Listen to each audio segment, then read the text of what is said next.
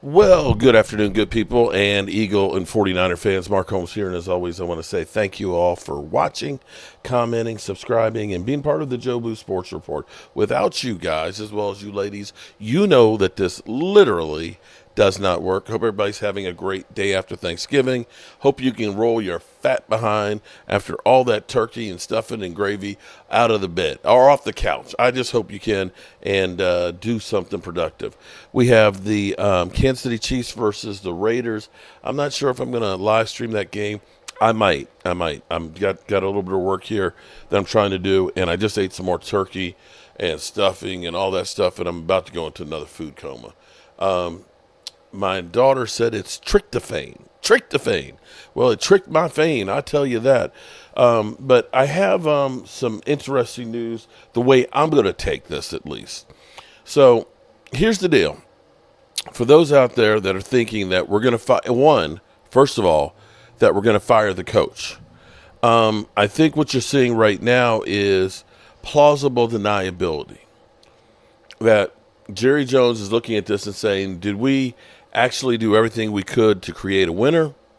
That's the first question. Second part of the equation is, do we blame Mike McCarthy solo for our problems? And with the team beginning to win a few games and knowing that we have some games that aren't as tough as, say, playing Baltimore and so on, some of the tough games that we played, Baltimore and San Francisco when they were good, that you can see us winning some games, and possibly the Cowboys could get to 8-9 or 9-8 or, heaven forbid, 10-7, and possibly sneak into the playoffs. And don't come at me talking about Mark Holmes up here talking about playoffs. He's delusional. I don't want to hear it. Be that as it may, those are things that are possible. So you're telling me there's a chance? Yes! Okay. If the Cowboys decide to move on, and that's a big if for Mike McCarthy, I think Jerry Jones likes the relationship with Mike McCarthy because he can run all over him. But if they were to fire the coach, one of the hot coach candidates that we've heard about, of course, is Prime Time. Prime Time, who said multiple times that he would basically choke some of these players of today, that they're getting paid millions of dollars and not performing. He doesn't like that, okay? And that he's happy with the Buffaloes. And here's the thing. If Dion loses, there's going to be a lot of people that'll be disappointed. Because when you start looking at the team that he's amassing right now in Colorado, he's creating a juggernaut. Because, see, he took a team that was a one-win team and turned them around to actually national premise.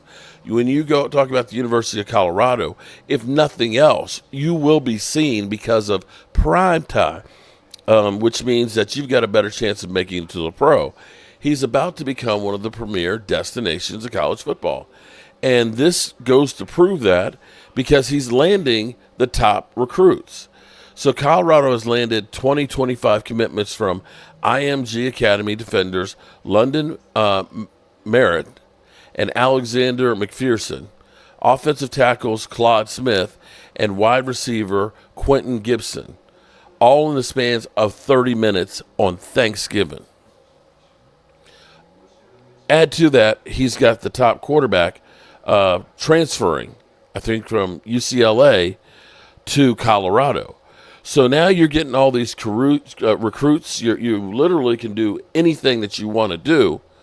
Why would you go through where you are a god, where you are the big fish in a little pond, where you don't have the pressures of really answering to anybody like Jerry Jones and dealing with multi-million-dollar athletes that, you can't really control the same way you do at college? You're not leaving the University of Colorado. You're not leaving the University of Colorado. You're just not. And so it's a great headline to talk about. It sounds good on paper. For the fans, it brings some excitement because you think about prime time when he was playing and that he would turn everybody into prime time players. But it does not seem like that's going to happen. I would hate to think that he would be recruiting all these guys to build this juggernaut to then turn around and walk away. But then again, stranger things have happened. And here's the thing. We've seen a lot of coaches that have come and gone that we thought were going to be great coaches. You can't say that Matt Emmerfuss wasn't going to be a good hire. You know, he used to be here with us Cowboys, and was one of the hot coordinators, and just got fired and was looking completely inept. You can look at a guy like Mike McDaniels.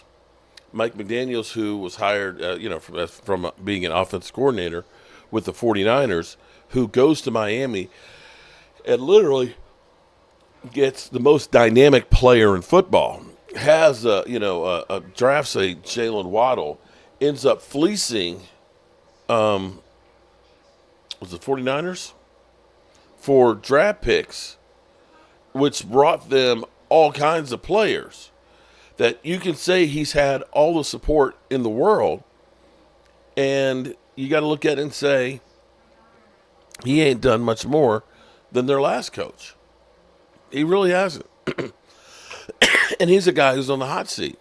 So just making change to coaches for change's sake, I'm not sure if that's the best idea for the Cowboys. You can see the Cowboys do have some players. And you can see that even though the Cowboys have been limited on defense, they were limited on the moves that they made. They didn't go out there and really help themselves in free agency. And then they get decimated by injuries. Anytime you lose four edge rushers, it's going to be hard to produce, especially when you didn't worry about your depth. But now you're beginning to see, okay, Micah Parsons, I see you. After having one sack before he got hurt, all of a sudden he's come back and gotten 5.5 in a couple of games. You kind of say, okay, I can see this beginning to work right now. I can see things getting better. You can see the development of Overshown. You can see the development of Mozzie Smith. And you say, you only gave the guy half a season so far to get this stuff together. And you start to see them getting better and better and not quitting on the season. And that has to go a long ways to thinking about, do I want to start over with an unknown quantity and need to start over with the players too? I don't have the answer for that, but knowing the Joneses that like familiarity, that Mike McCarthy is a guy that they can run over and do what they want to do, and they know him, that they're more than likely to be going through and saying, all we need to do is just reload, and we'll be in great shape. So there you have it. I think Deion Sanders at this point is definitely out. I'm Mark Holmes, and I appreciate you guys, as always, for being here and being part of the Joe Boo Sports Report.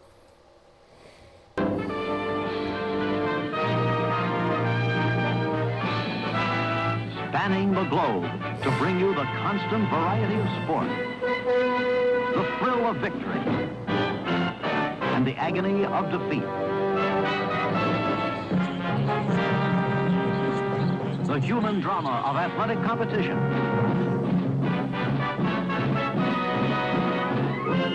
This is ABC's Wide World of Sports. Brought to you by Lincoln Mercury.